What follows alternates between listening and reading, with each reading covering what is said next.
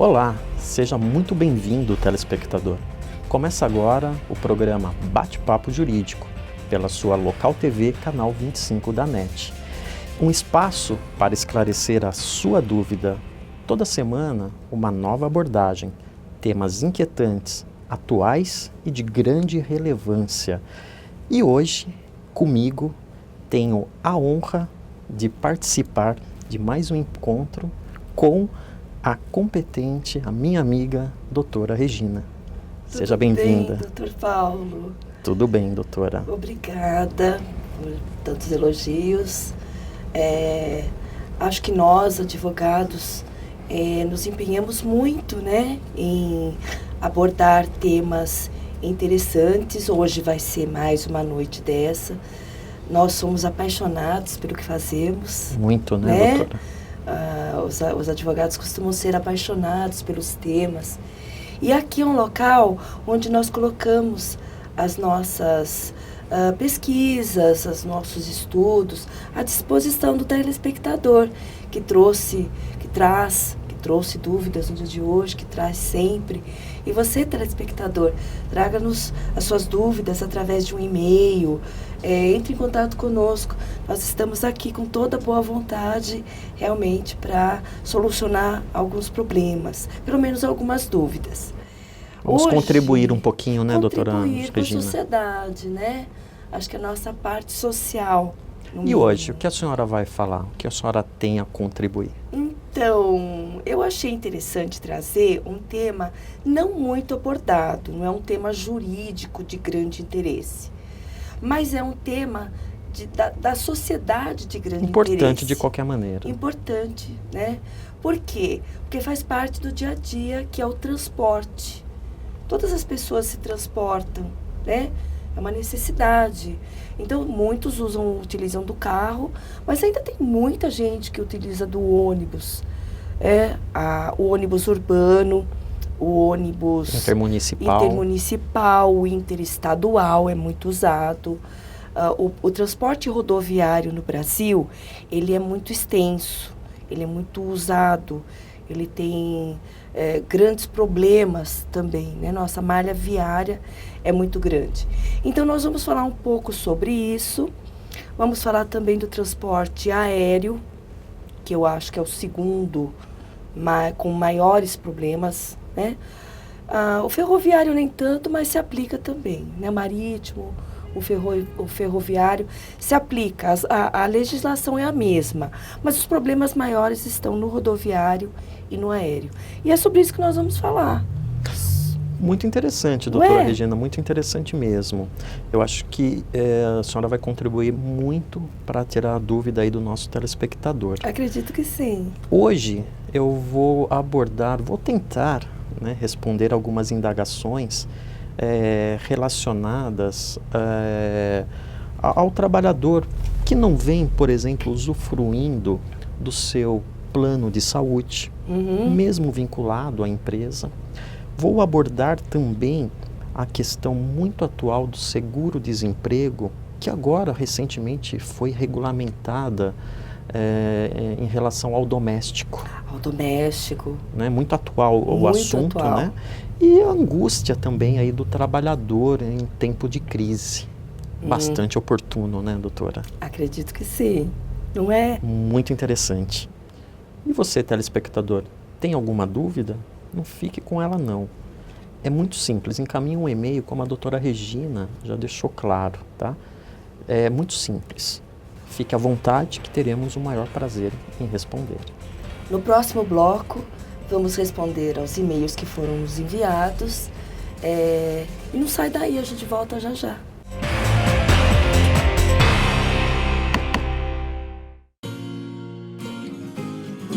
A minha casa... A minha casa?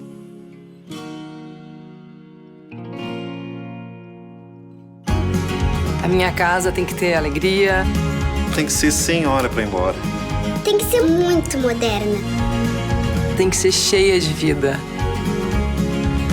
Tem que ser compartilhada.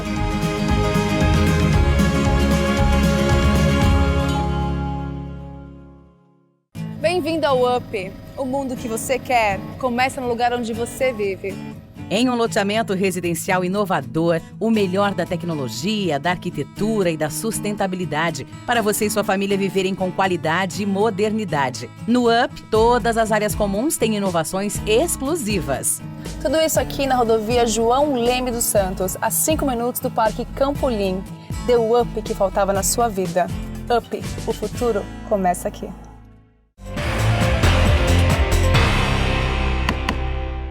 Estamos de volta com o programa Bate-Papo Jurídico. E agora vamos responder às perguntas dos internautas, da população em geral. Vamos para a primeira pergunta.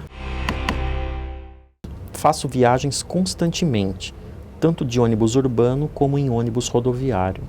Quais são os meus direitos como passageiro? Pergunta interessante, né, Dr. Paulo? Porque ele fala aí, o nosso curioso em direito, né? Ele quer saber sobre o direito dele.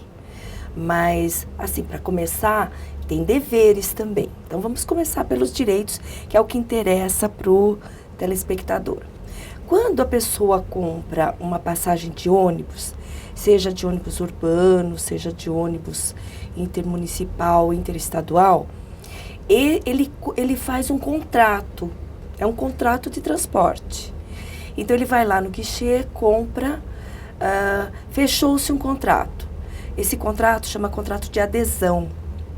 Por quê? Porque o passageiro, ele tem que aderir às condições da empresa. Ele não pode mudar. Pode fazer nenhuma modificação. Não pode fazer nenhuma modificação. Ele tem que concordar. Aderir é concordar. Ele tem que concordar com o ônibus que vai ser colocado, com o itinerário, o horário do que o ônibus vai sair, que o ônibus vai passar, o preço da passagem. Então, são condições que ele não pode modificar, por isso que chama contrato de adesão. Eu tenho que aderir ao que a empresa me coloca. Por outro lado, a empresa, ela tem que levar o passageiro em segurança. O passageiro e a bagagem dele, no caso daqueles ônibus que tem o bagageiro embaixo, que você transporta, sim, fora o que você tem na toda mão. A bagagem. A bagagem vai no bagageiro. Então, não pode acontecer nada. Nenhum tipo de dano, nem com a pessoa, é uma obrigação da empresa, é uma né, obrigação doutora? Da empresa. Pode acontecer nada com a integridade dele e nem com a bagagem. Então, este é o primeiro direito dele, direito à segurança no transporte. Né? É o primeiro e mais importante. Vem outros direitos daí, né? Então, nós temos que ter pontualidade, né, no transporte, higiene, conforto, um mínimo de conforto possível para onde quer que ele vá. No caso da bagagem, quando vai transportar, tem que ser gratuita, você pode cobrar a bagagem do serviço, passageiro. Hoje em dia, as empresas de ônibus que têm o transporte de bagagem, elas também estão transportando bagagens contratadas. Existe esse serviço também. Ele não vai levar o passageiro, ele vai levar a bagagem. Isso sim, isso é cobrado. Mas a bagagem do passageiro, não, né? Se houver algum tipo de extravio da bagagem, tem direito à indenização, né? Pelo desconforto. Um ônibus adequado, por exemplo, ele comprou um ônibus leito, né? E chegou na hora de embarcar, não era leito. Então, ele tem direito a rever, né? Existe uma indenização por terem colocado um ônibus de qualidade inferior. Mas o passageiro vai ter que se socorrer à justiça, correto? Às vezes, PROCON resolve alguma coisa, né? Se o desconforto for muito grande, se houve um prejuízo maior, aí com certeza... Quer dizer, um próprio comunicado à empresa pode ser suficiente o próprio comunicado à empresa. A resolver de forma administrativa. Sim. Né? No caso de acidente, qualquer que seja o ônibus, né? No caso de acidente, a empresa tem sempre obrigatoriedade de assistência. Tem que assistir os passageiros, da forma que for necessário. E tem também o seguro facultativo, ele tem direito ao seguro facultativo, que é um seguro que você contrata na hora que você compra a passagem. Então, esse seguro, se acontecer algum acidente, você tem o seguro facultativo, que você tem uma pólice, é aquela pólice que é grampeada na passagem. Aquilo é um seguro. Não é muito caro, as pessoas geralmente não veem problema de pagar, mas é de grande utilidade na hora que aconteceu o acidente. Esse seguro não impede dele receber o DPVAT, que também é um outro benefício que ele tem no caso de acidente. Agora, quanto aos deveres, né? Mas a agência, ela é obrigada em indagar ao passageiro se ele quer ou não o seguro. Quer ou não, por isso que chama porque facultativo. É muito comum não se ter essa abordagem. Não, né? O passageiro ele tem o direito de não querer. Por isso que chama facultativo. Mas muitos nem sabem. Nem sabem. Por isso que a gente está, colocando aqui, porque realmente não se sabe desses detalhes. Quer dizer, fique atento. Né? Agora, deveres. Acho muito importante também falar deveres. O passageiro tem deveres. Ele não pode andar dentro do ônibus embriagado, fumando, tá de pé, de alguma forma incomodando a viagem, gerando algum tumulto. Esses são os direitos básicos que a gente vê assim de um passageiro de ônibus, que é coisa do dia a dia, mas que é interessante saber. Muito interessante, doutora Regina. É bom ficarmos atentos. E vamos para a nossa segunda questão? Vou fazer uma viagem para o exterior. Já comprei a passagem aérea e gostaria de saber quais as providências no caso de cancelamento do voo. Nossa, doutor Paulo, tá tão normal, né? Cancelamentos, É bom atrasos. Dizer, doutora Regina, que hoje se viaja muito, né, de avião, né? Pelo baixo custo da passagem. Às vezes não compensa ir mais de ônibus. A compensação está no transporte aéreo. Porque, na verdade, a empresa aérea, o que ela vende? Ela vende, não é só o transporte, ela vende tempo. O tempo hoje é muito precioso, né? Então as pessoas estão optando pela passagem aérea porque tem um custo menor, né? Mas aqui no caso do nosso telespectador, ele vai para o exterior. Quer dizer, uma passagem mais cara, ele tem mais implicações, precisa tomar mais cuidados quando ele vai para o exterior. Então, quem rege a ANAC é a Agência Nacional de Aviação Civil. Ela é que faz todo a regularização desse transporte. Então, você pode ter um atraso, um cancelamento. E a fiscalização também, né? A fiscalização também vem da ANAC. Se houver um atraso, então é assim, existe o atraso de 1 hora. Tem o direito à comunicação do porquê que foi atrasado. 2 horas já tem direito à alimentação. 4 horas já tem direito à alimentação. Quer dizer, o atraso tem essas considerações. O cancelamento, aí o prejuízo é maior, né? Então, ele pode embarcar no próximo voo, se for adequado a ele pode pedir o reembolso da passagem e ele pode É o passageiro que irá optar. Ele pode remarcar, né, a passagem dele. Todos esses transtornos dão direito na justiça a dano moral, indenização por dano moral, independente de quem foi a culpa, porque a responsabilidade é da empresa. Ela tem que não assistir. Deveria ter gerado aí todo esse dissabor, esse transtorno ao passageiro. E agora a nossa terceira pergunta. Fiquei sabendo que existe um juiz nos aeroportos onde se realizam audiências. É verdade?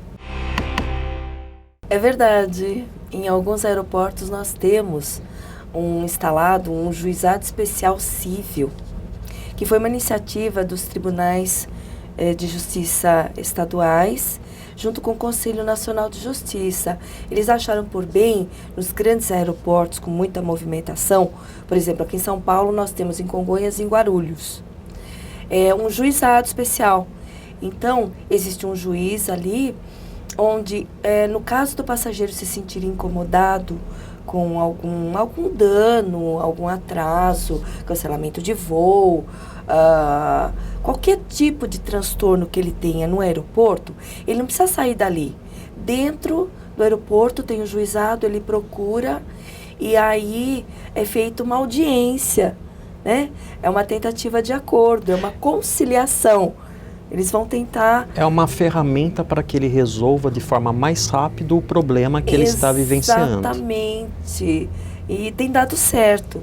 Se não houver acordo, se as partes não acordarem, aí sim, aí ele tem que realmente procurar a justiça fora do aeroporto. Mas é interessante, né? Eu acho. Interessante, quer dizer, essa iniciativa, ela deveria ser estendida para locais com grande circulação, inclusive rodoviárias. Grandes rodoviárias, nós temos o terminal Tietê, sim, em São Paulo, que eu acredito que caberia alguma coisa do tipo, né? É interessante porque soluciona de uma forma muito rápida questões, às vezes, simples de resolver. Que deixam, inclusive, depois de abarrotar os tribunais. Isso que eu ia falar. Onde, né? Onde a gente trabalha, né? Onde o tempo sobrecarga é grande. Muito grande. Então, deixa de sobrecarregar o judiciário também. Então, uma maneira prática que se utilizou. Interessante, eu achei. Está terminando o segundo bloco. Voltamos já com o programa Bate-Papo Jurídico.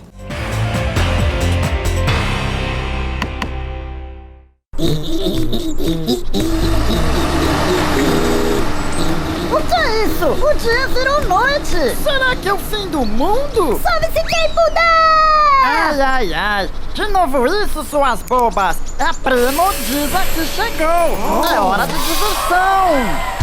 A Premodiza transforma rapidamente seu sonho em realidade. Premodiza, grande nos detalhes. Premodiza! A Luxe Iluminação. Uma loja completa, do clássico ao moderno. Tudo para a iluminação da sua casa ou empresa. Equipe de profissionais para desenvolver o melhor projeto e atendimento técnico para os arquitetos. A Luxe Iluminação, a sua melhor opção em iluminação. Avenida Caribe 400 no Campolim.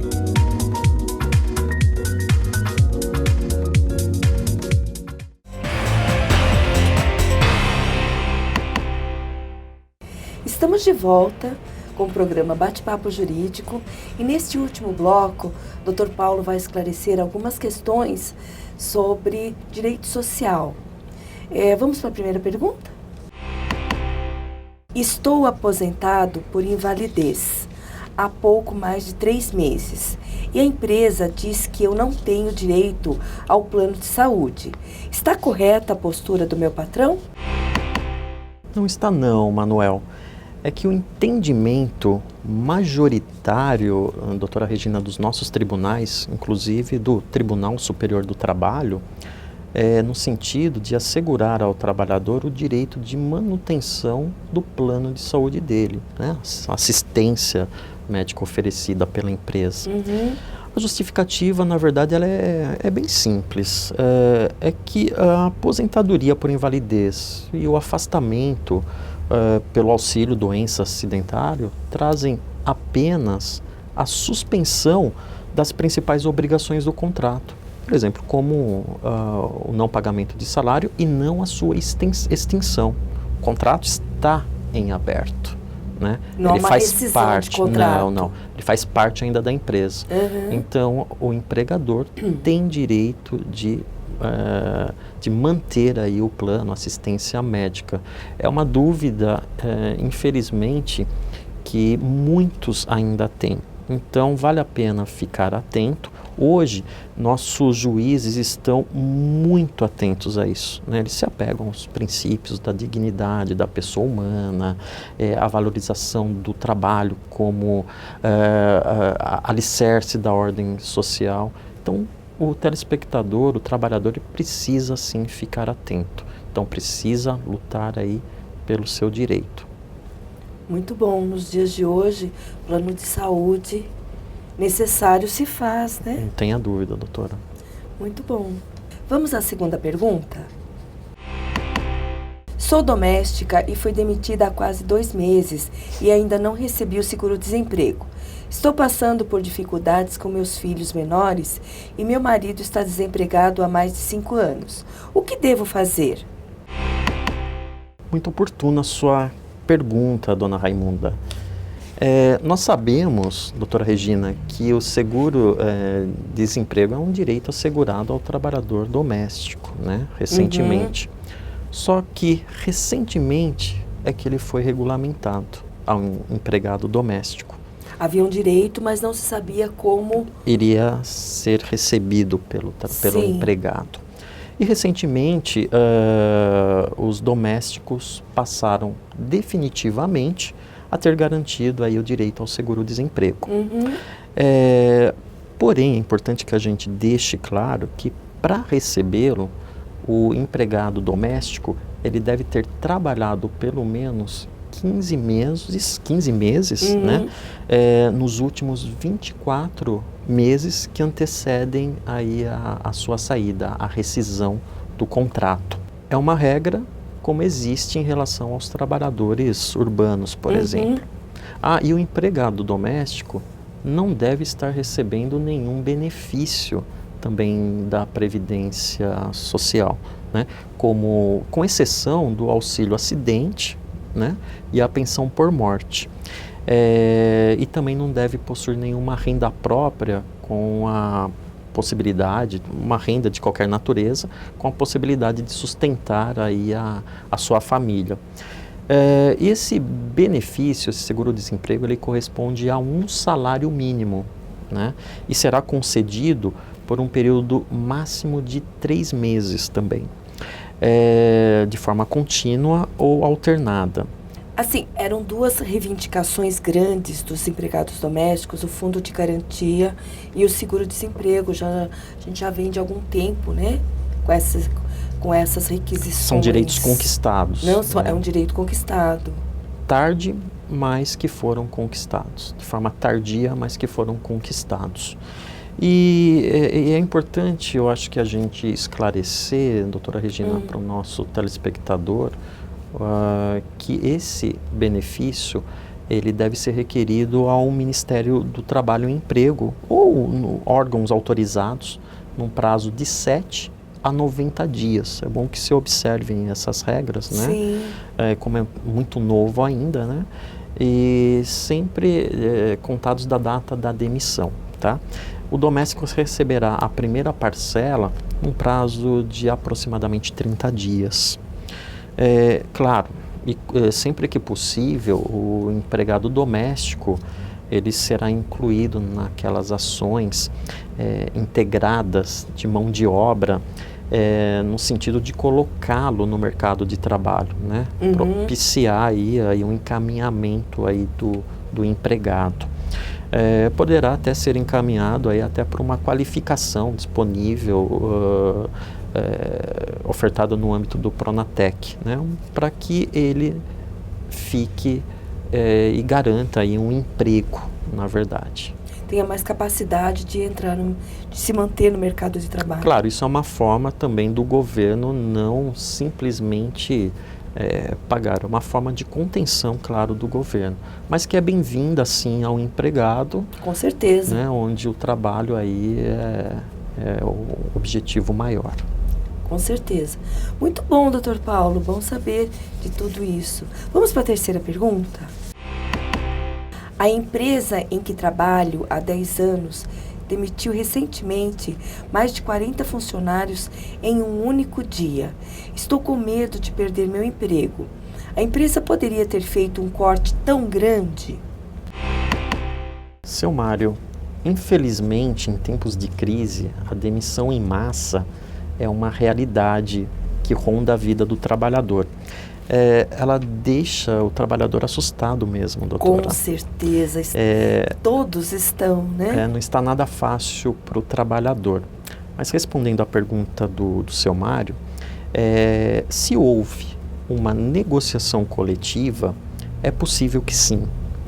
É bom esclarecer que para garantir direitos do empregado, E amenizar o impacto social, o próprio Tribunal Superior do Trabalho, ele firmou o entendimento de que a negociação coletiva é um pressuposto para a demissão em massa. Ou seja, se inexistente a negociação, no caso entre sindicatos, as demissões não poderiam ter sido efetuadas. Então, a negociação coletiva é ponto principal antes de se falar aí numa demissão.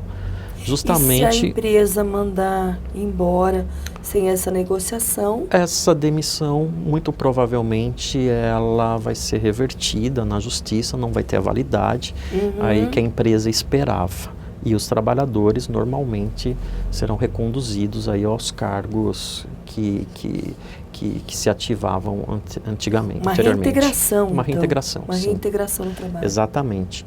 É interessante, doutora, que para termos ideia do atual panorama que retraiu a atividade econômica, só em junho de 2015 foram fechadas mais de 110 mil postos com carteira assinada. É muito, né? É muita gente, né, no gente. país. E são dados do Ministério do Trabalho, tá? Emprego. E para termos uma ideia geral, desde janeiro de 2015 já foram mais de 345 mil vagas eliminadas, de acordo com os dados do CAGED. Diante desse quadro, o governo federal vem tentando aí algumas alternativas, né, para tentar preservar o emprego. E editou recentemente a medida provisória, né, com a finalidade de tentar evitar mais demissões, né, a ideia de evitar mais 50 mil demissões, né, que é o chamado Programa de Proteção ao Emprego. Claro que não é uma coisa tão simples, mas é uma forma de evitar mais demissões em massas, né, bastante apropriado que nós estamos falando em relação à pergunta que foi feita pelo nosso telespectador. Para a empresa, é bom o referido programa, doutora Regina, porque ele mantém esse funcionário qualificado no seu quadro de pessoal e não tem custos aí com a demissão. O funcionário, por sua vez, tem o seu trabalho, o seu emprego garantido. Os dois ganham. Ganham. A ideia é justamente essa. A ideia é essa, né? Para que se ganhem. Exatamente. E quando quando a empresa sair dessa instabilidade, o funcionário poderá voltar a produzir normalmente. Então, a ideia ela é boa, nós esperamos que realmente dê certo. Dê certo. Né? Torcemos para torcendo. isso. Né? Muito bom, doutor Paulo. Aprendemos muito no dia de hoje. Muito obrigada, doutor Paulo. Foi um prazer, doutora Regina. O prazer foi todo meu. O bate-papo é muito útil até para nós. Nós também aprendemos conversando. Pena que já está terminando. Passou rápido, né? Nós esperamos que o telespectador tenha conseguido tirar alguma dúvida, ter utilizado de maneira bastante prática o que a gente fala aqui. Esse é o intuito do programa, uma praticidade naquilo que a gente está passando para vocês. Espero no próximo programa mais dúvidas, que a população traga aí realmente as suas dúvidas. Então, até a próxima. Eu agradeço também e espero você no nosso próximo encontro.